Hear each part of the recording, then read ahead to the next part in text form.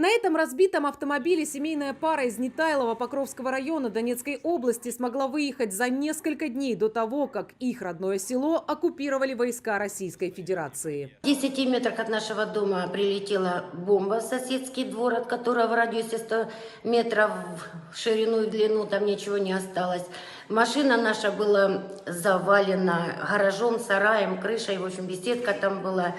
Ну, оставался вариант. Если машина заведется, то выезжаем. Если нет, то даже выехать не на чем, потому что к нам уже никто не заезжал. Но машина там текла, разбитая, без стекол, без капота, без крыши, завелась. Светлана говорит, она и муж долго не решались выезжать, даже несмотря на страшные обстрелы их села. Собираться начали после того, как их соседи погибли вследствие разрыва российской авиабомбы. У моих соседей шанса выжить не было ни в подвале, ни во дворе, ни в доме, нигде.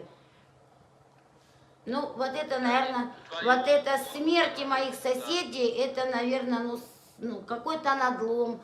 Или сломалась я. Уже больше месяца семья из Нетайлова живет в обустроенном для переселенцев шелтере в Днепре. Недавно сюда привезли жительницу прифронтового Торецка. У Светланы в прошлом месяце произошел инсульт. Инсульт, да?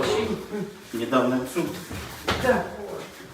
А это сама. Неделю назад. Вы уже ходите, да? Светлана согласилась на эвакуацию из прифронтового города, так как там уже нет возможности наблюдаться у специализированных врачей и осталось мало работающих аптек. А вот Александр из соседнего поселка Нью-Йорк, который всего в километре от линии фронта, уже морально не мог выдерживать постоянные обстрелы. Ехал колись з этого.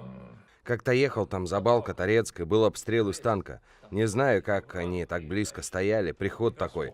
Хорошо, что я находился в ложбинке, и бух передо мной. Я упал, переждал, и потом стал убегать, а танк другой сектор начал обстреливать. Жительница города Зализная Елена выезжать тоже не планировала. Но из-за обстрелов в последнее время она с мужем жила в подвале. Говорит, решиться мешало желание эвакуировать своих домашних животных. Очередной минометный обстрел стал окончательным аргументом, и женщина согласилась выехать в Днепро. Говорит, очень переживает за жизнь своих близких, которые еще остаются вблизи фронта. Мне бы очень хотелось, чтобы они выехали. Очень, потому что там остались близкие люди, я за них очень переживаю. И последнее сообщение, которое я получила от своей подруги Любы, мы не вылазим из подвала. И все. И больше она мне пока не отвечает. Я очень волнуюсь за нее. И, конечно, хотелось бы, чтобы люди переоценили, подумали.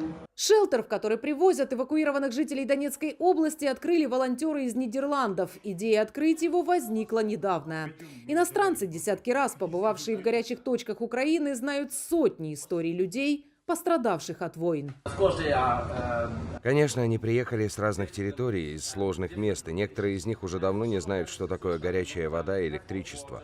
Они могут пользоваться всеми услугами, у нас комфортные номера, есть питание, медицинская и психологическая помощь. Шелтер может принять 70 человек. Люди могут здесь находиться 2 месяца. Затем волонтеры помогают им найти новое постоянное жилье. Алена Грамова, Евгений Кармазин для телеканала Freedom.